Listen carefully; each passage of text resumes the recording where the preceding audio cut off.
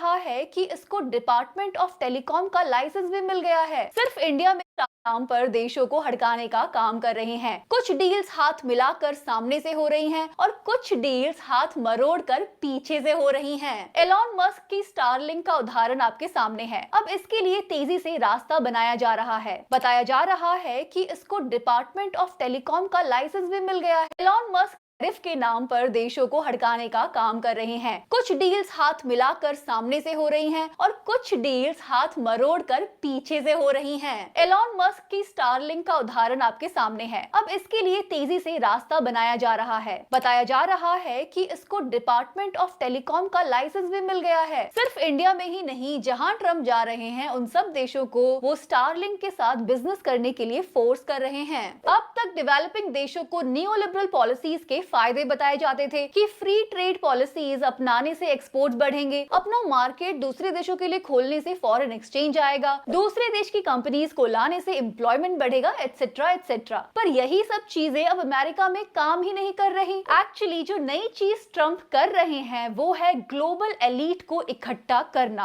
American foreign policy अरब देशों के प्रति उतनी उदार नहीं रही है, लेकिन Trump seems to be changing that. अपने दूसरे कार्यकाल के पहले ही ट्रिप पर उन्होंने सऊदी अरेबिया, कतर और यूएई की यात्रा की। बताया जा रहा है कि सऊदी अरेबिया के साथ $600 बिलियन की डील हुई है। इसमें $142 बिलियन की वेपन डील शामिल है। व्हाइट हाउस ने क्लेम किया कि $2 ट्रिलियन तक की टोटल डील्स हुई हैं। पर कुछ एक्सपर्ट्स का ये भी कहना है कि ये नंबर जरा इन्फ्लेटेड है। ट्रम्प के साथ इस विजिट पर अमेरिका के 30 से ज्यादा कंपनीज के रिप्रेजेंटेटिव्स गए थे। इलॉन मस्क के साथ साथ गूगल, IBM, Amazon, उबर, OpenAI, बोइंग, कोको कोला के सीईओज इस स्टेट विजिट पर गए थे। इंडिया से मुकेश अंबानी भी इन डीलिंग्स में भाग लेने के लिए पहुंचे। आपको शायद याद होगा कि इससे पहले ट्रम्प जब प्रेसिडेंट बने थे तो उनके इनॉग्रेशन सेरेमनी पर भी मुकेश अंबानी पहुंचे थे। रिलायंस के यूएस और कतर के साथ घने बिजनेस रिलेशंस हैं। रिपोर्टेडली कतर इन्वेस्टमेंट अथॉरिटी ने अंबानी की रिटेल बिजनेस में $1 बिलियन का इन्वेस्टमेंट किया हुआ है। जब देश में सीज फायर पर बहस चल रही थी तब मुकेश अंबानी ट्रम्प के साथ हाथ मिला रहे थे।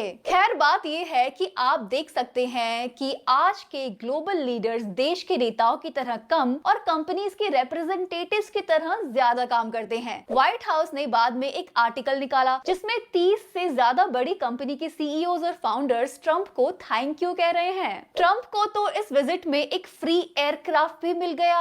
कतरी गवर्नमेंट ने उन्हें अपना लग्जरी बोइंग 747 ऑफर किया है। इस पूरे दौरान ट्रम्प ने सऊदी एडमिनिस्ट्रेशन की खूब तारीफ की, अपनी विजिट के ऑफिशियल वीडियोस शेयर किए और सबको अपना फ्रेंड बताया। बट ओरिजिनल फ्रेंडशिप का क्या हुआ? अपने ओरिजिनल फ्रेंड को 100% टैरिफ्स कट करने के लिए बोल दिया। अब ये सवाल तो बनता ही है कि इंडिया क्या कर रहा है। पिछले दिनों यूएस के वाइस प्रेसिडेंट जेडी वांस भारत आए, पर एग्जैक्टली क्या डील्स हुई इसका पता नहीं चला। एक इक्वल ट्रेडिंग पार्टनर की बजाय हम एक जूनियर पार्टनर की तरह नजर आ रहे हैं, जिसका काम बस यस सर करना रह गया है। इस यस सर वाली पॉलिसी का एक ही रिजल्ट हो सकता है, हमारे लोगों के लिए और मुश्किलें। ट्रम्प के टैरिफ का भारत के मार्केट और लोगों पर क्या असर होगा हम कई बार बात कर चुके हैं। अब तो ट्रम्प जो पैसा भारतीय लोग अपने घर वापस भेजते हैं उस पर भी टैक्स लगाने वाले हैं। एक रिपब्लिकन फिस्कल बिल लाया गया है जो कहता है कि नॉन सिटीजन द्वारा किए जाने वाले हर इंटरनेशनल रेमिटेंस पर 5% टैक्स लगेगा। फाइनेंशियल ईयर 23-24 में इंडिया में यूएस से $32 बिलियन का रेमिटेंस हुआ था। अंदाजा लगाया जा रहा है कि ऐसे टैक्स से यूएस इंडियन से हर साल $1.6 बिलियन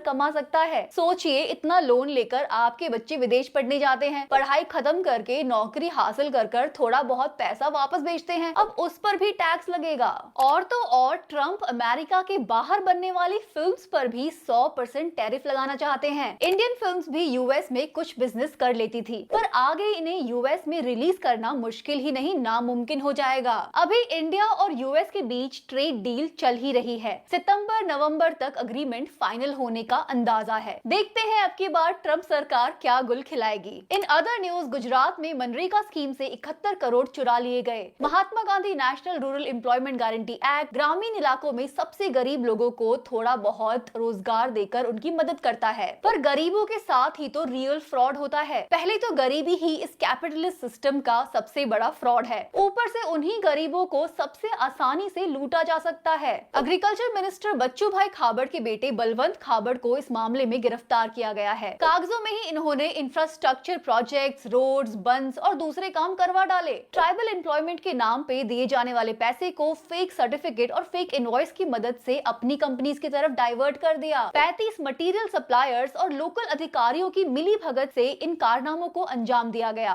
एक एसआईटी का गठन हुआ है और जांच जारी है। बताया जा रहा है कि 160 करोड़ के क्लेम्स की जांच होनी है। कहां तो देना था हर हाथ को काम, कहां हाथों हाथ घोटाला कर डाला। एक्चुअली इसी अप्रैल मई में मनरेगा के काम की डिमांड देश भर में बढ़ी है, जबकि सरकार ही उतना रोजगार जनरेट नहीं कर पा रही है। मनरेगा में डिमांड बढ़ने का मतलब है कि लोगों को कोई और रोजगार नहीं मिल रहा। फसल कटाई के सीजन में भी रोजगार न मिलना ग्रामीण इलाकों की बदतर स्थिति को दिखाता है। जीडीपी ग्रोथ में फिर से ब्रेक लगने की खबर है। 2025 के लिए पहले यूएन का प्रेडिक्शन था कि इंडिया 7.1% की रफ्तार से ग्रो करेगा। अब उनका कहना है कि बस 6.3% ही हो पाएगा। फिर भी इंडिया फास्टेस्ट ग्रोइंग इकोनॉमीज में से एक है। पहले जनवरी में यूएन ने इंडिया की ग्रोथ को 6.6% किया था और अब 6.3%। क्या आने वाले महीनों में ये और भी कम हो सकता है? होपफुली नहीं, बट टैरिफ के प्रेशर और ग्लोबल अनसर्टेनिटीज के चलते एग्जैक्ट एस्टिमेट करना मुश्किल है। आम जनता और खासकर मिडिल क्लास की हालत फिर भी पतली ही बनी हुई है। एक तरफ महंगाई की मार है, स्कूल की फीस से लेकर खाने की चीजों के दाम आसमान छू रहे हैं। दूसरी तरफ सैलरीज नहीं बढ़ रही। टीसीएस और विप्रो जैसी कंपनीज ने 2025 में अपने एम्प्लॉयज को कह दिया है कि हम इस साल जरा भी इंक्रीमेंट नहीं कर सकते। ऑलरेडी कई सालों से सैलरीज लगभग स्टैग्नेंट है, लेकिन सीईओज की सैलरीज में कोई कमी नहीं आई है। ऑक्सफैम के एक सर्वे ने पाया कि ग्लोबली सीईओज की सैलरीज वर्कर्स की सैलरीज से 56 टाइम्स ज्यादा बढ़ी हैं। मतलब एक वर्कर की सैलरी में अगर 100 रुपए बढ़े हैं तो सीईओ की सैलरी में 5600 रुपए बढ़े हैं और बीच के जॉब्स खत्म होते जा रहे हैं। रिसेंटली माइक्रोसॉफ्ट ने 6000 लोगों को निकाल दिया, वो भी एक एआई एल्गोरिदम की मदद से। आपने कितने साल वहां काम किया, कितने लॉयल हैं आप, कितने घंटे लगाते थे, किसी ने नहीं पूछा। एक एआई ने डिसाइड कर दिया कि किस किस को निकालना है। माइक्रोसॉफ्ट ही नहीं, गूगल, अमेज़न समेत 130 कंपनीज ने 2025 में ही 60,000 से ज्यादा वर्कर्स को निकाला है। क्या होगा एज ऑफ एआई में जॉब्स का फ्यूचर? जब जॉब भी एआई करेगा, कविता भी एआई लिखेगा और ड्राइंग्स भी एआई बनाएगा, तो ह्यूमंस क्या करेंगे? बात करेंगे किसी और एपिसोड में। Thank you for watching Crackonomics. मिलते हैं अगले हफ्ते टू क्रैक मोर इकोनॉमिक्स।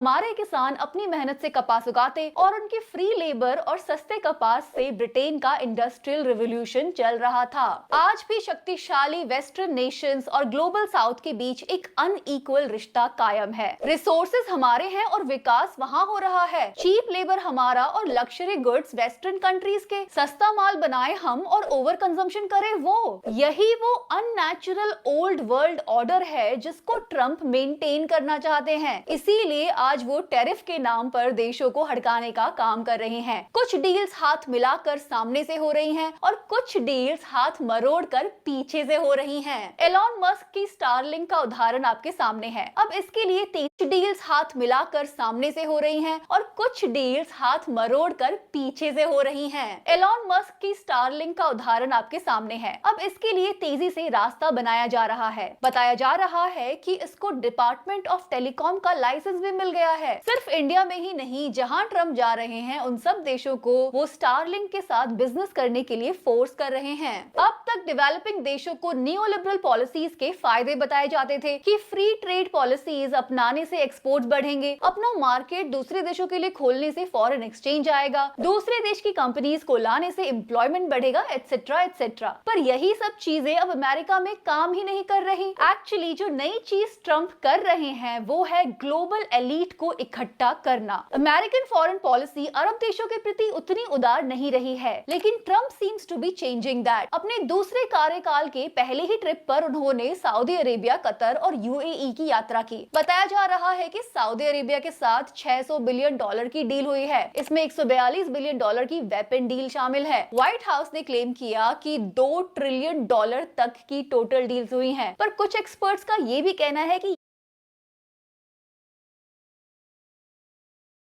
ये नंबर जरा इन्फ्लेटेड है। ट्रम्प के साथ इस विजिट पर अमेरिका के 30 से ज्यादा कंपनीज के रिप्रेजेंटेटिव ही जहां ट्रम्प जा रहे हैं उन सब देशों को वो डील्स हाथ मिलाकर सामने से हो रही हैं और कुछ डील्स हाथ मरोड़ कर पीछे से हो रही हैं। एलॉन मस्क की स्टारलिंक का उदाहरण आपके सामने है। अब इसके लिए तेजी से डील्स हाथ मिलाकर सामने से हो रही हैं और कुछ डील्स हाथ मरोड़ कर पीछे से हो रही हैं। एलॉन मस्क की स्टारलिंक का उदाहरण आपके सामने है। अब इसके लिए तेजी से हाथ मिलाकर सामने से हो रही हैं और कुछ डील्स हाथ मरोड़ कर पीछे से हो रही हैं। एलॉन मस्क की स्टारलिंक का उदाहरण आपके सामने है। अब इसके लिए तेजी से हाथ मिलाकर सामने से हो रही हैं और कुछ डील्स हाथ मरोड़ कर पीछे से हो रही हैं। एलॉन मस्क की स्टारलिंक का उदाहरण आपके सामने है। अब इसके लिए तेजी से हाथ मिलाकर सामने से हो रही हैं और कुछ डील्स हाथ मरोड़ कर पीछे से हो रही हैं। एलॉन मस्क की स्टारलिंक का उदाहरण आपके सामने है। अब इसके लिए तेजी से रास्ता बनाया जा रहा है। बताया जा रहा है कि इसको डिपार्टमेंट ऑफ टेलीकॉम का लाइसेंस भी मिल गया है। सिर्फ इंडिया में ही नहीं, जहां ट्रम्प जा रहे हैं उन सब देशों को वो स्टारलिंक के साथ बिजनेस करने के लिए फोर्स कर रहे हैं। अब तक डेवलपिंग देशों को नियोलिबरल पॉलिसीज के फायदे बताए जाते थे कि फ्री ट्रेड पॉलिसीज अपनाने से एक्सपोर्ट बढ़ेंगे, अपना मार्केट दूसरे देशों के लिए खोलने से फॉरेन एक्सचेंज आएगा, दूसरे देश की कंपनीज को लाने से एम्प्लॉयमेंट बढ़ेगा, एटसेट्रा एटसेट्रा। पर यही सब चीजें अब अमेरिका में काम ही नहीं कर रही। एक्चुअली जो नई चीज ट्रम्प कर रहे हैं वो है ग्लोबल एलीट को इकट्ठा करना। अमेरिकन फॉरेन पॉलिसी अरब देशों के प्रति उतनी उदार नहीं रही है, लेकिन Trump seems to be changing that. अपने दूसरे कार्यकाल के पहले ही ट्रिप पर उन्होंने सऊदी अरेबिया, कतर और यूएई की यात्रा की। बताया जा रहा है कि सऊदी अरेबिया के साथ 600 बिलियन डॉलर की डील हुई है। इसमें 142 बिलियन डॉलर की वेपन डील शामिल है। व्हाइट हाउस ने क्लेम किया कि 2 ट्रिलियन डॉलर तक की टोटल डील्स हुई हैं, पर कुछ एक्सपर्ट्स का ये भी कहना है कि ये नंबर जरा इन्फ्लेटेड है। ट्रम्प के साथ इस विजिट पर अमेरिका के 30 से ज्यादा कंपनीज के रिप्रेजेंटेटिव्स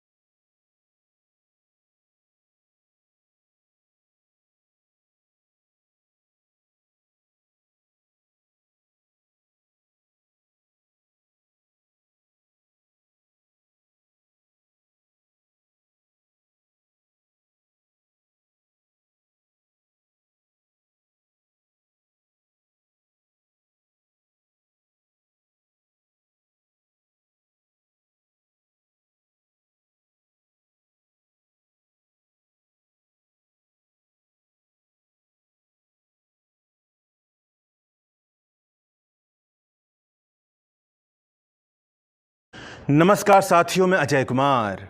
भारत में काम करने वाले ज़्यादातर लोगों की कमाई पहले से ही इतनी कम है कि उनकी गरिमापूर्ण जीवन की बुनियादी ज़रूरतें भी नहीं पूरी हो पाती हैं।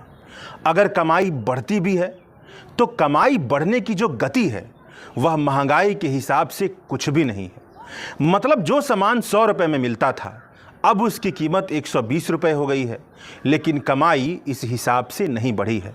लेकिन वहीं आप गौतम अडानी को देखिए।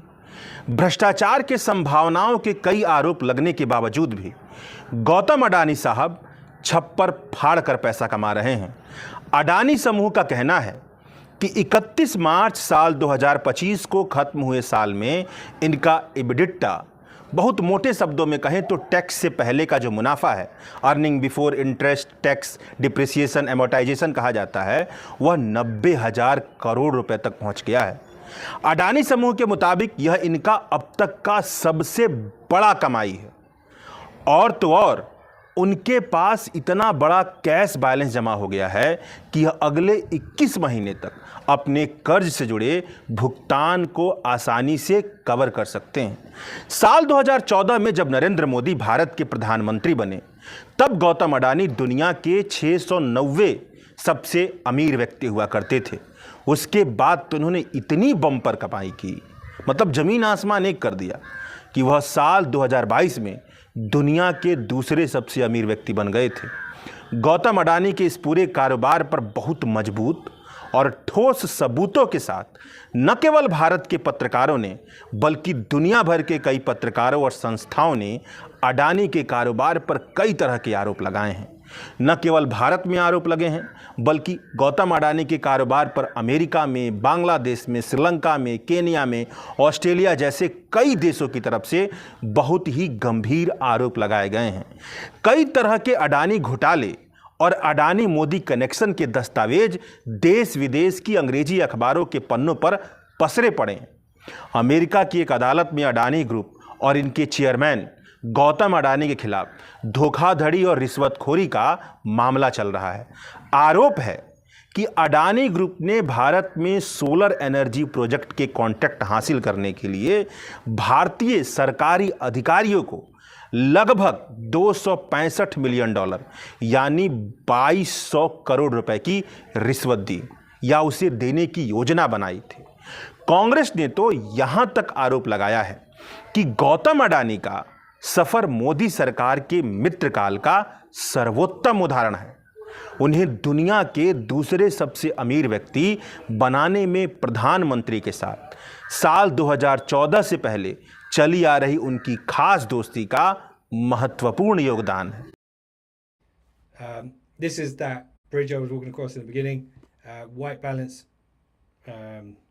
is off on the right image. It's very yellow in the center image, and I think the one on the left is probably the most accurate.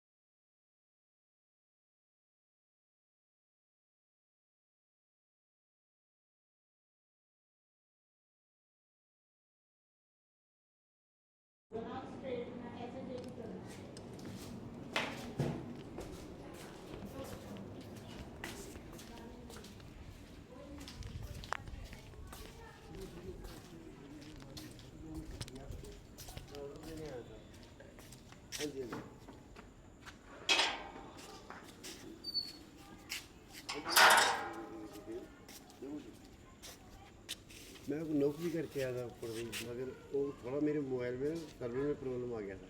चलो वो तो कोई बात नहीं, आपको कुछ नहीं पता, ये जड़ दो। ठीक है।